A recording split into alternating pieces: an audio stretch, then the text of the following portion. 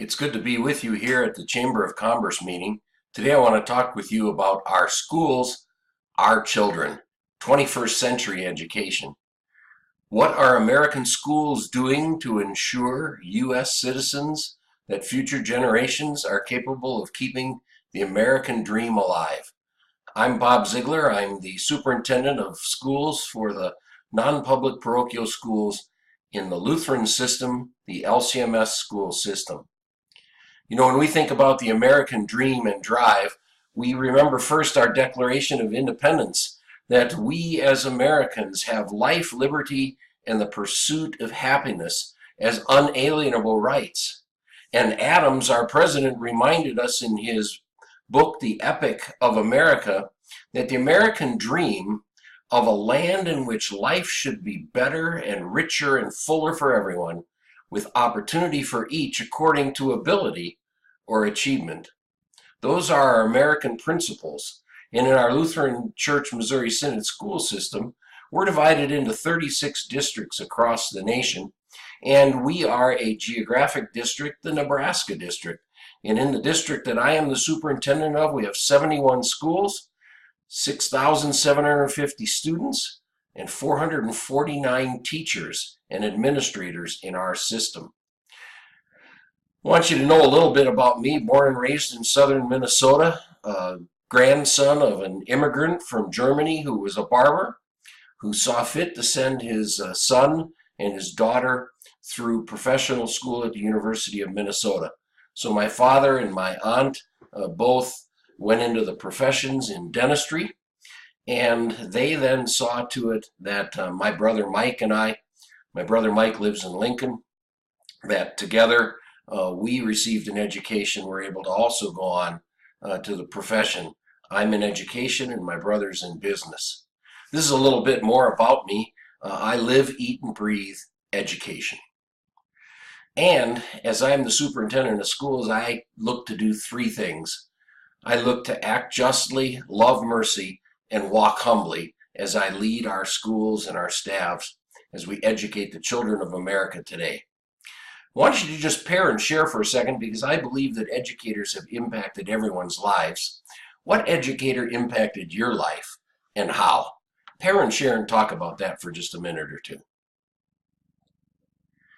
For me, it was teacher coach Courtney Meyer. He always said, it's a great day for football. There is no walking on the football field, and I can, I will, and I must. He taught hard work and ethics, but he also challenged us to be great students and leaders in all that we did in our schools. The salvation of a nation is the education of the citizenry. This is the north portico of our Nebraska state capitol, and it really sums up the commitment to education that we have here in Nebraska.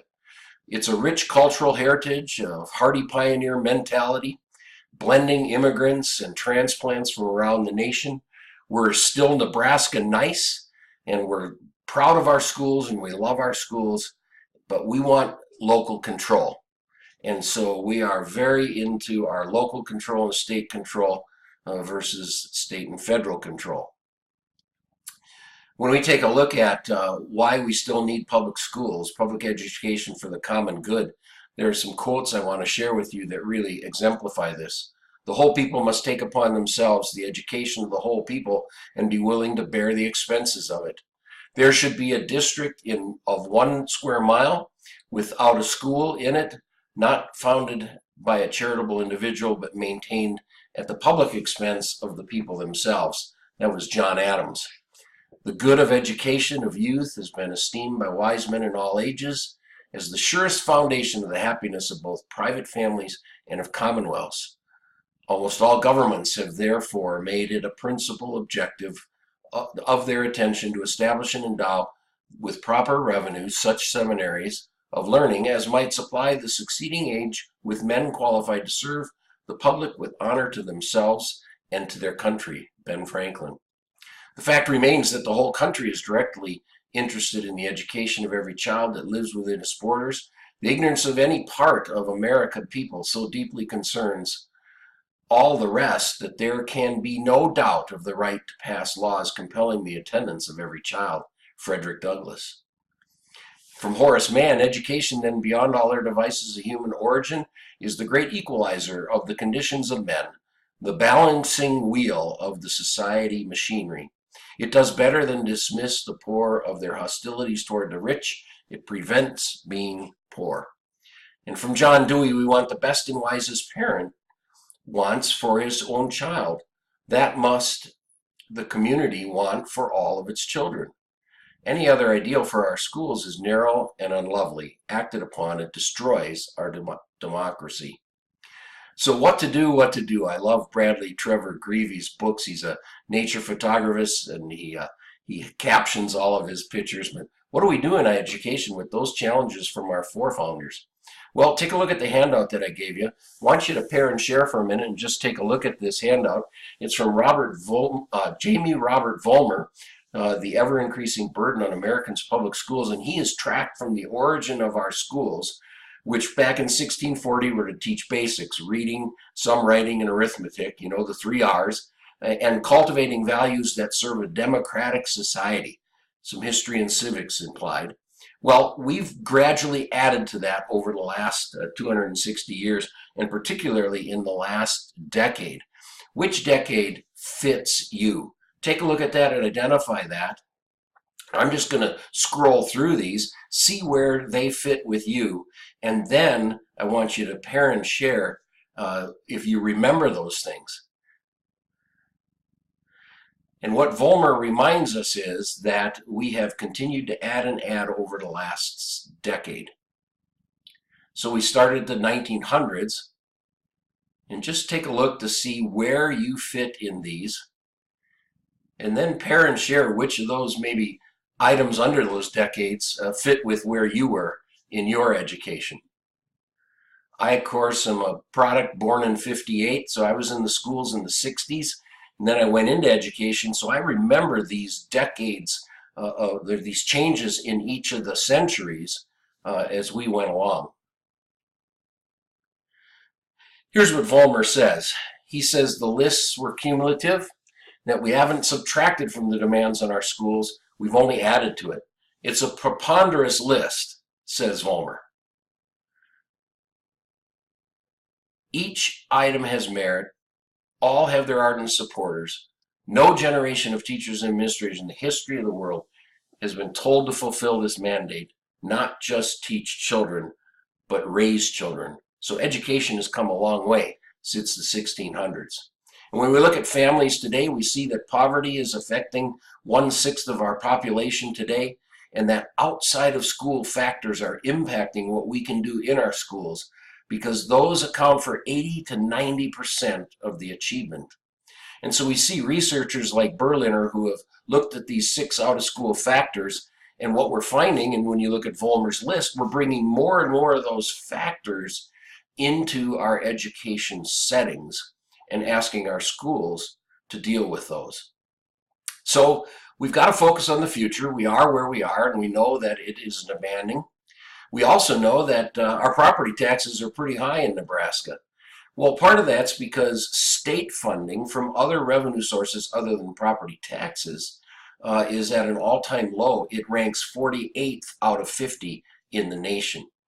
And so even though that is the case, we see that our public schools are being funded and meeting the demands of what Vollmer put before us.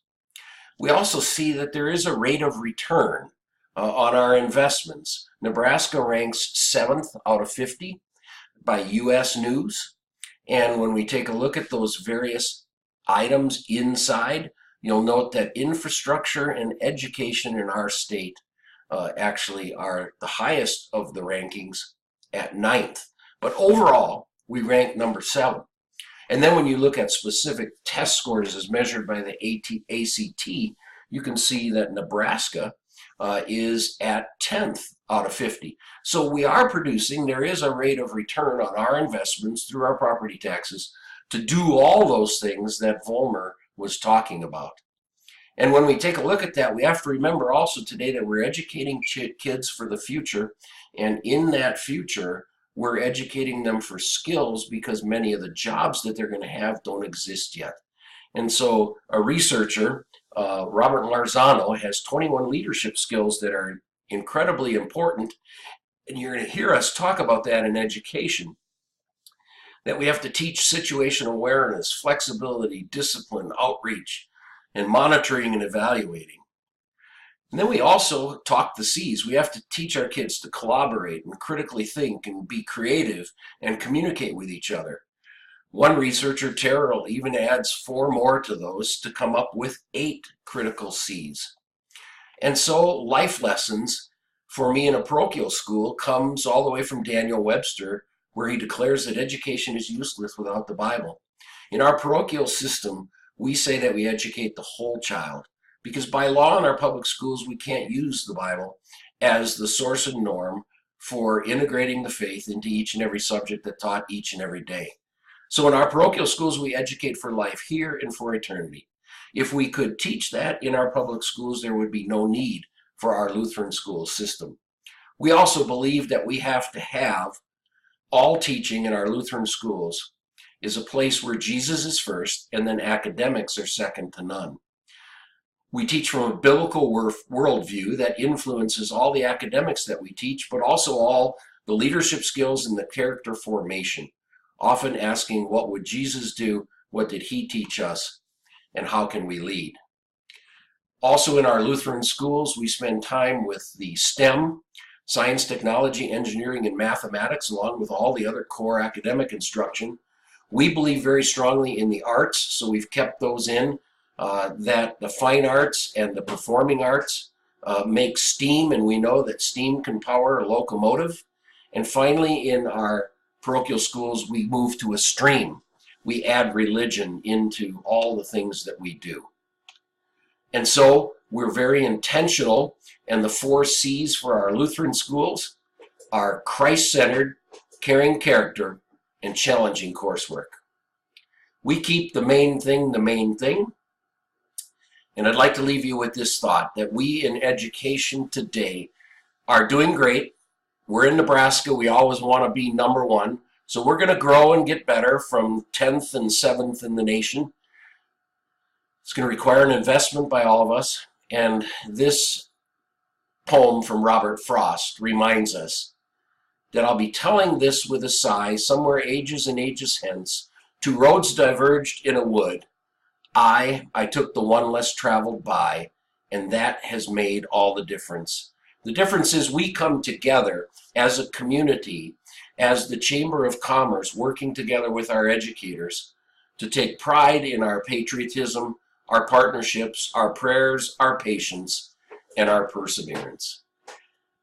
It's been my pleasure to share with you some broad overarching things about our schools, and I'd like to take time now for questions and answers, and also to put up my contact information. God bless you, and God bless America.